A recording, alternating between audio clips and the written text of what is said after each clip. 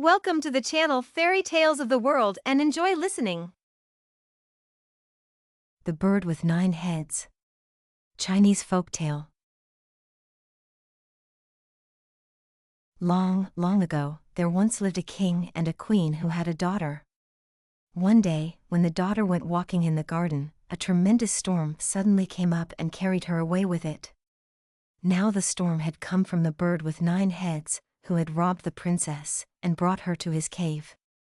The king did not know whither his daughter had disappeared, so he had proclaimed throughout the land, "Whoever brings back the princess may have her for his bride." Now a youth had seen the bird as he was carrying the princess to his cave. This cave, though, was in the middle of a sheer wall of rock. One could not climb up to it from below, nor could one climb down to it from above. And as the youth was walking around the rock, another youth came along and asked him what he was doing there. So the first youth told him that the bird with 9 heads had carried off the king's daughter, and had brought her up to his cave. The other chap knew what he had to do. He called together his friends, and they lowered the youth to the cave in a basket. And when he went into the cave, he saw the king's daughter sitting there, and washing the wound of the bird with 9 heads, for the hound of heaven had bitten off his 10th head, and his wound was still bleeding. The princess, however, motioned to the youth to hide, and he did so. When the king's daughter had washed his wound and bandaged it, the bird with 9 heads felt so comfortable, that one after another, all his 9 heads fell asleep.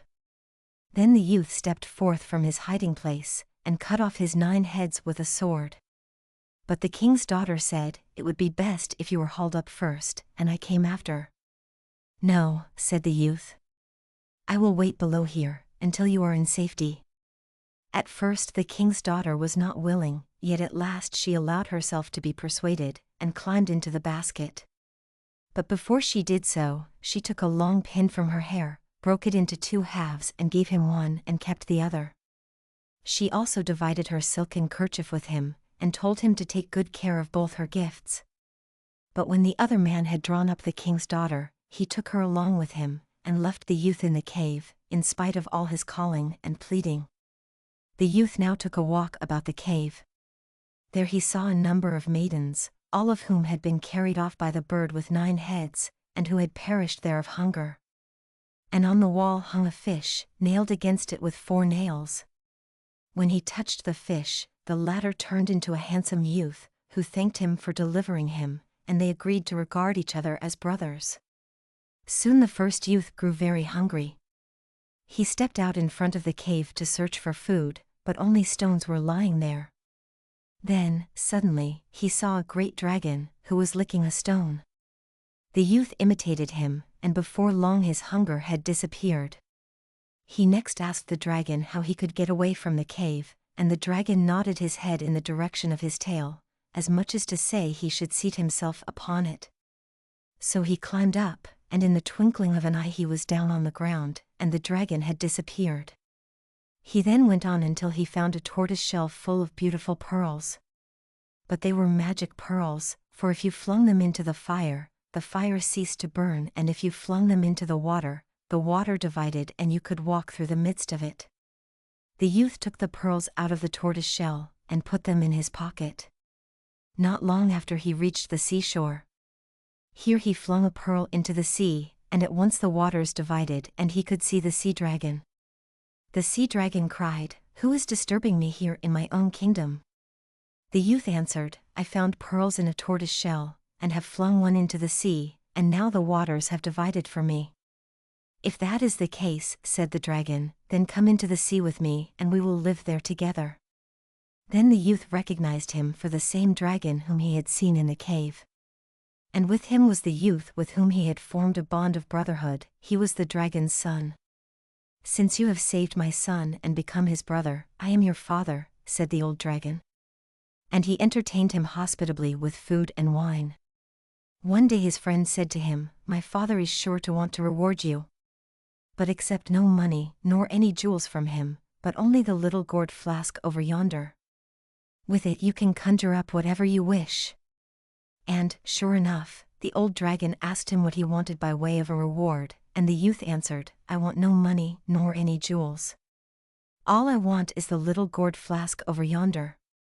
At first the dragon did not wish to give it up, but at last he did let him have it, after all. And then the youth left the dragon's castle. When he set his foot on dry land again, he felt hungry. At once a table stood before him, covered with a fine and plenteous meal. He ate and drank. After he had gone on a while, he felt weary. And there stood an ass, waiting for him, on which he mounted. After he had ridden for a while, the ass's gait seemed too uneven, and along came a wagon, into which he climbed. But the wagon shook him up too greatly, and he thought, if I only had a litter, that would suit me better. No more had he thought so, than the litter came along, and he seated himself in it. And the bearers carried him to the city in which dwelt the king, the queen, and their daughter. When the other youth had brought back the king's daughter, it was decided to hold the wedding. But the king's daughter was not willing, and said, "He is not the right man. My deliverer will come and bring with him half of a long pin for my hair, and half my silken kerchief as a token." But when the youth did not appear for so long a time, and the other one pressed the king grew impatient and said, "The wedding shall take place tomorrow." Then the king's daughter went sadly through the streets of the city, and searched in the hope of finding her deliverer. And this was on the very day that the litter arrived. The king's daughter saw the half of her silken handkerchief in the youth's hand, and filled with joy, she led him to her father. There he had to show his half of the long pin, which fitted the other exactly, and then the king was convinced that he was the right, true deliverer. The false bridegroom was now punished, the wedding celebrated, and they lived in peace and happiness till the end of their days.